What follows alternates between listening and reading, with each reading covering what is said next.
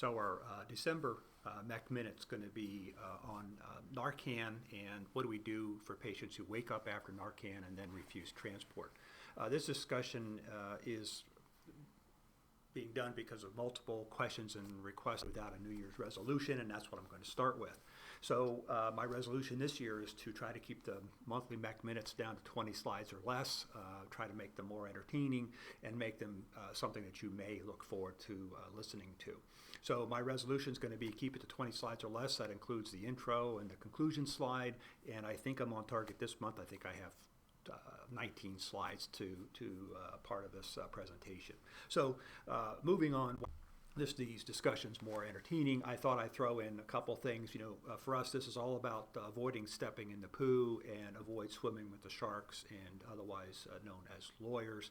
I found this comic strip in the paper a couple months ago, and I thought that it would be appropriate for this conversation. So basically have a kid asking his grandmother, where does poo come from? And she goes through the conversation about, we eat food and it goes through her stomach and it comes out the other end. And the kid goes, wow, where did Tigger come from? So, it's all about, for us, that we take good care of our patients and we don't step in something that's going to come back and haunt us, and then we have to go swimming with the sharks, and there's nothing better the lawyers like to do than to play the bad guy. And if we take good care of our patients, we don't have to think so much and worry about having to deal with the sharks.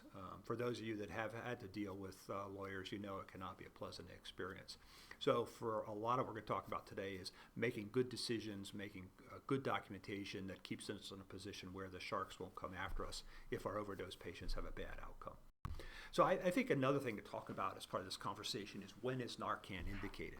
So, we've talked about this before. I think when asked, I'm very specific about how we answer this question. And really, Narcan in our protocol is indicated to restore normal or adequate respirations in a patient who has either known or suspected opiate or opioid overdose.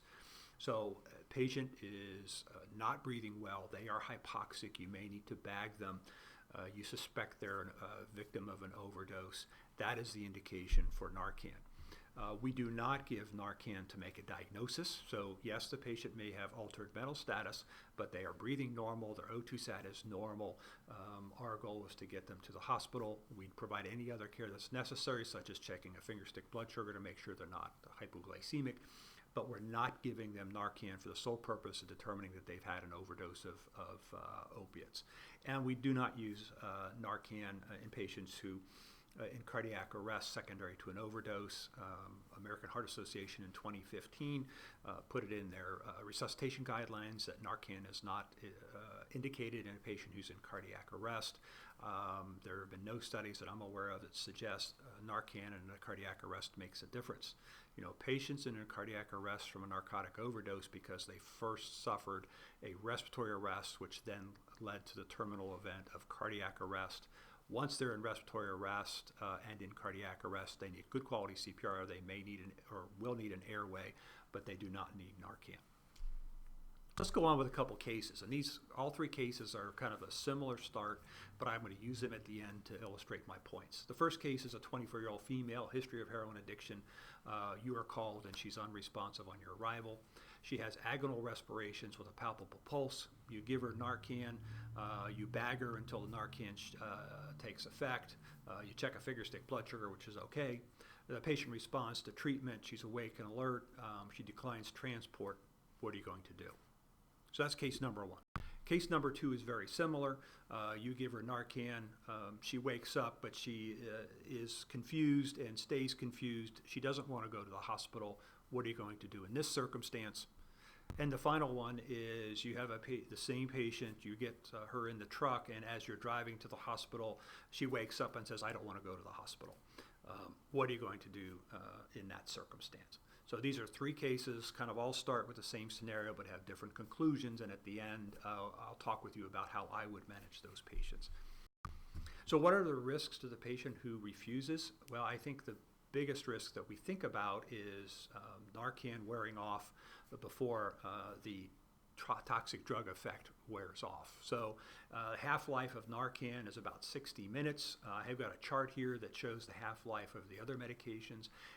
or other drugs that it reverses, the opiates and opioids. And if you look at it, for many of these drugs, the half-life is longer than the half-life of Narcan. So there is that risk that the Narcan wears off, the patient still has a toxic level of the opiate or opioid, and then they relapse and stop breathing again. So that is the one thing that we think about. But I've got some other ideas of what are the risks to the patient if they refuse. So first, the Narcan effect wears off and the patient relapses, but there are other things to consider. Think about a patient who has or wakes up with Narcan. They are not able to understand the risks of refusal. You leave them behind anyway, and then they suffer a relapse with an adverse outcome. That's where the sharks like to come to play. Another is where the patient responds to Narcan. They refuse transport, but they have other urgent and emergent medical conditions that require treatment. So maybe they overdosed, but they may be septic, or maybe they've got an abscess that needs to be drained, or other medical condition that may be contributing to their altered level of consciousness. Diabetes is an easy example, which is why with all my case scenarios, I added that the patient's blood sugar was normal. Another consideration I think you need to think about is the patient wakes up with the Narcan, they refuse, and you leave them in an unsafe circumstance and they suffer an adverse event. For instance, they walk into traffic and get struck by a car. I can't help but think of the situation a couple years ago where two law enforcement officers found a patient by the side of the road. He was intoxicated, no injuries, but they left him there. He then walked out into traffic, got hit by a car and killed. It got a lot of airplay in Ohio, and so that's a good example of where a patient may be impaired and we leave them in an unsafe circumstance. We always have to think on the best interests of our patients, no matter what their social circumstance may be. And then there's also a risk to you as an EMS provider that by not transporting the patient and the patient undergoing some adverse event, you're in a circumstance where you're charged with abandonment or dereliction of duty. So I think that always needs to stick in the back of your head. I think we also need to talk a little bit about competence versus capacity. So competence is a legal determination made by a judge, usually in probate court, that the patient is able to act and make decisions on their own behalf. So competence or competency, we don't use those terms or those words in our documentation. We don't say the patient is competent and can refuse care. That's a legal determination made by a judge.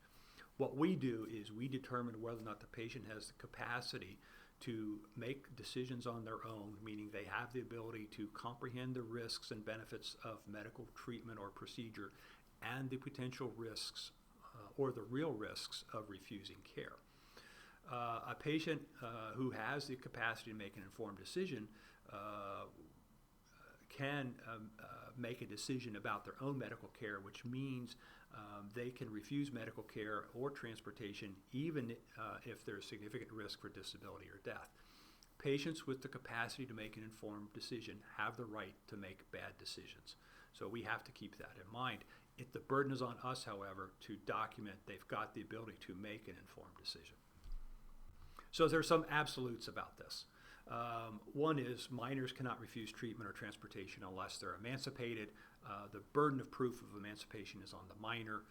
That is right now outside of the scope of what I want to talk about today, but basically if the patient has a child of their own, so if it's a female who is a mother of a child, or they have a welfare card with their name on it, they are the primary on the welfare card, then you can say or consider them emancipated, but there are other things out there that we're just not going to be able to verify in the field. Adults who have a guardian are not able to refuse. The responsibility rests with the guardian, who typically has POA. So if the patient has a guardian, it's only the guardian can decline transport.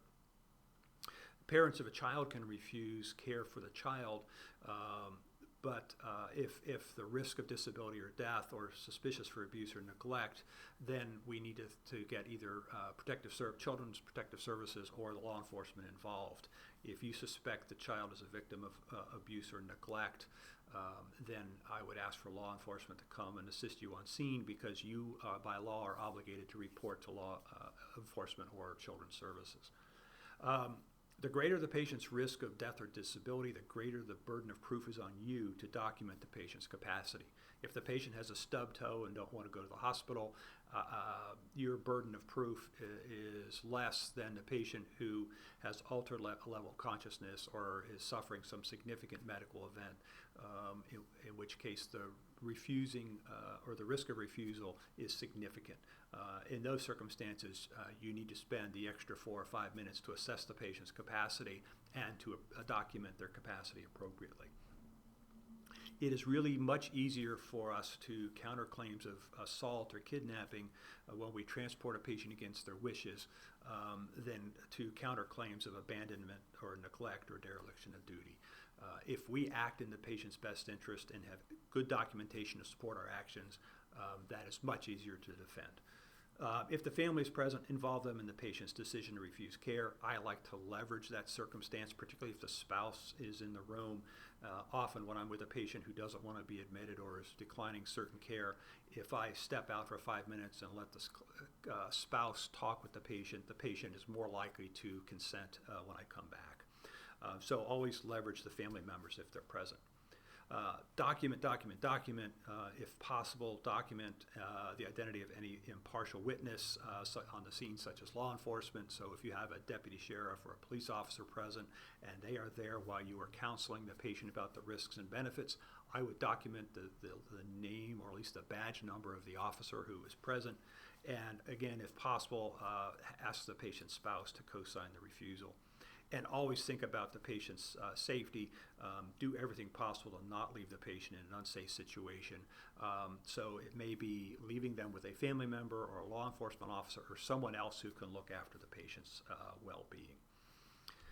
I have a little worksheet here that I've distributed, I think, back sometime in 2016. This is something you may consider as a tool to help determine capacity.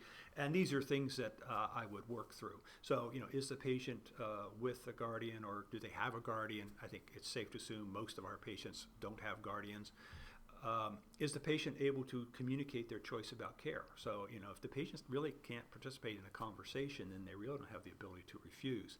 And from my perspective, if the patient refuses to participate in the questions and the evaluation of their capacity, then they don't have capacity. So like I said, it's up to the patient to prove that they have the capacity to make an informed decision. If they refused or decline any opportunity to participate in that conversation, I would consider them as not proving they have capacity. Then I've got a list of other questions that you can think about.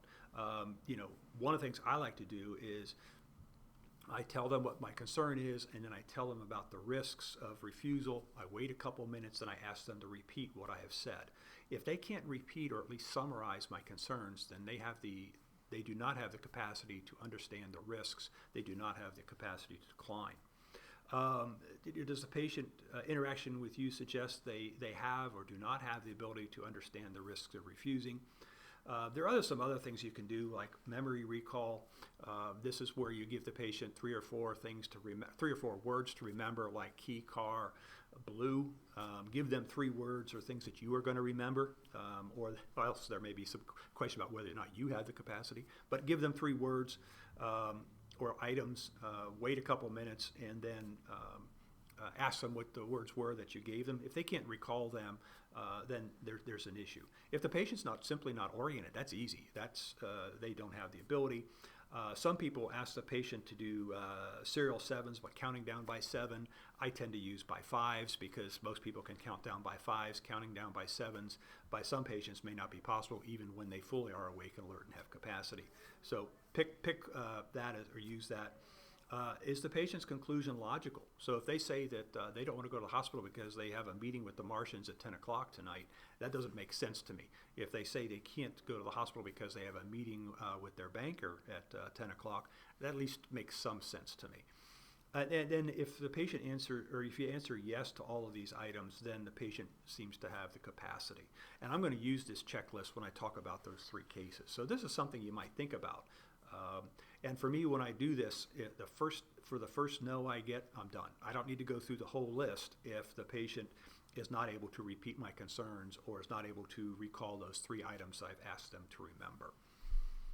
We also in the protocol have a checklist that you may use. This is the checklist, and it's been in place for a while, and it has to do with refusal, things to document, and at the bottom of the checklist are items about capacity. Here's the same checklist, just broken out for convenience of use. So on the left-hand column, we have things to consider as part of the process.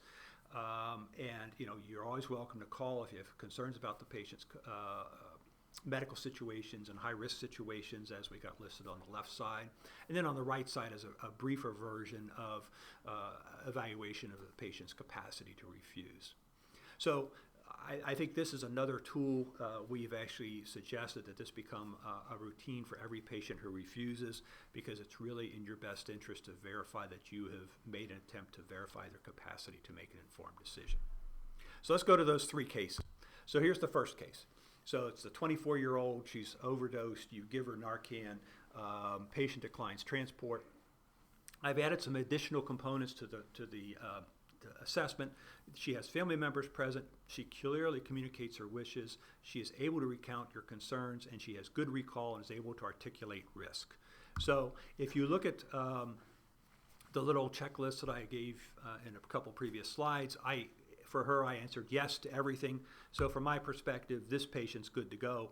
If she refuses care, I would document everything, let her know that you're available if she has any future concerns, and she can call you back at any time. But she has the capacity to make an informed decision, and she can sign the refusal form. Second patient, she is treated. She responds to Narcan. She is awake, but she's confused. She declines transport. What are you going to do? Well, here's the checklist.